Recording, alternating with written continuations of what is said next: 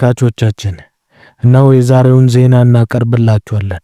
የኢትዮጵያ ጠቅላይ ሚኒስትር ዶክተር አብይ አህመድ ወደ ሮም በማቅናት ከፖፕ ሊዮ ጋር እንግዲህ መወያየታቸው ይታወቃል። በውይይታቸው ወቅት የኢትዮጵያ ጠቅላይ ሚኒስትር የኢትዮጵያን ምርጡን ቡና አረቢካ የሆነውን ለሊዮ አቀርበዋል። ይሄ ብቻ ሳይሆን ተጨማሪ ቡናዎችም ይዘውለት እንደሄዱ እንግዲህ እየተዘነ የወራ ይገኛል። ኢትዮጵያ ጠቅላይ ሚኒስትርና ፖፕ ሊዮ ስለምን ተወያዩ የሚለውን አሁን በደረሰን ዜና ስለ ሰላም መወያየታቸውና ስለ አንድነት መወያየታቸውን የተለያዩ ምንጭ ድረገጾች ዘግበዋል። ውድ ተመልካቾቻችን አሁን ደግሞ ወደ ደረሰን ከውጪ ሀገር ዜና ደግሞ አንዱን እናካፍላችኋለን። ትራምፕ የአሜሪካው ፕሬዝዳንት በዩክሬንና በራሽያ መካከል በሚካሄደው ጦርነት አማካኝነት ብዙ ድሮኖች እንዳለቁ ተከትሎ ብዙ ድሮኖች ያለቁበት ወደ 356 ድሮኖች እንግዲህ ኪቭ ላይ በድብደባ መልኩል መታየቱ ይታወሳል። በኪቭ አማካኝነት ይሄ ድብደባ የተካሄደውን ተከትሎ የአሜሪካው ፕሬዝዳንት ትራምፕ ይሄ ሁሉ የድብደባ የተካሄደው በራሽያ መሆኑን ተከትሎ ራሽያ ላይ ከፍተኛ ማዕቀብ ሊጥሉ እንደተዘጋጁ የተዘገበ ይገኛል።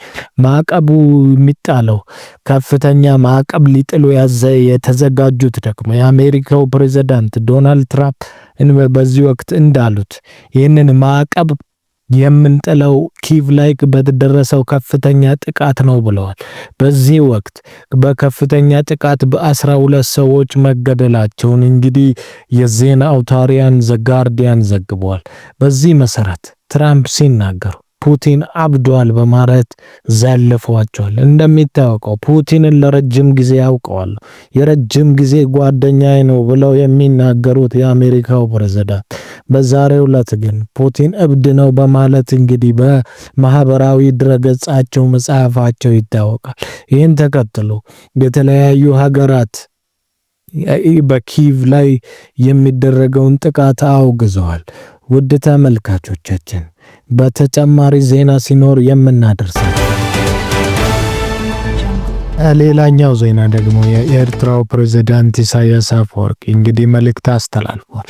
በዚህ ወቅት እንዳሉት እኛ በወቅቱ በብልጽግና መንግስትን መርዳታችን የሚጸጽተን ነገር የለም በማለት ተናግረዋል። ይህንንም የተናገሩት ኤርትራውያን ለኢትዮጵያን ያደረጉትን ለወይም ደግሞ ለአብይ አህመድ ለዶክተር አብይ ለጠቅላይ ሚኒስቴሩ ያደረጉትን እንደ ሀገሪቱ ላደረጉት ድጋፍ እንደማይጸጽታቸው መናገራቸው ሲሆን በዚህ ወቅት በንግግራቸው ወቅት የተለያዩ ሀሳቦችን አንስተው ተወያይተዋል።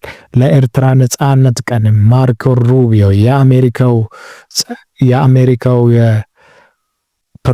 ተናግረዋል። የአሜሪካው ማርኮ ሩቢዮ ሲናገሩ እንዳሉትን ደግሞ የሰላም ስምምነት ወይም ደግሞ ለኤርትራ ነጻነት ለሰላሙ ቀን እንኳን አደረሳችሁ ብለዋል። የነጻነት ቀን እንኳን አደረሳችሁ እናንተ እንኳን ለዚህ በቃችሁ በማለት እንግዲህ የደስታ መልእክታቸውን አስተላልፈዋል።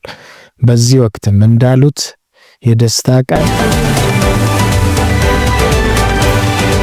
ሌላኛው የኢኮኖሚ ዜና ደግሞ እስከ አሜሪካ በሌሎች ሀገራት ላይ የምጥለውን ቀረጥ እስከ ጁላይ 9 ድረስ ማስረዘማቸው እየተዘገበ ይገኛል። ይህም በተመለከተ አውሮፓ ዩኒየን ላይ ሊጣል የነበረ የ50% ስምምነቱ እስኪሳካ ድረስ ይሄ ወደ ጁላይ 9 ማደጉ እየተዘገበ ይገኛል። በዚህ ዙሪያ ተጨማሪ ዜና ሲኖር የምንዘግብ ይሆናል። ውድ ተከታታዮቻችን ይህን ቻናል ሰብስክራይብ፣ ሼር ማድረግ እንዳይረሱ። ሼር ሰብስክራይብ ሲያደርጉ ትኩስ መረጃዎችን ከቻናላችን ያገኛሉ።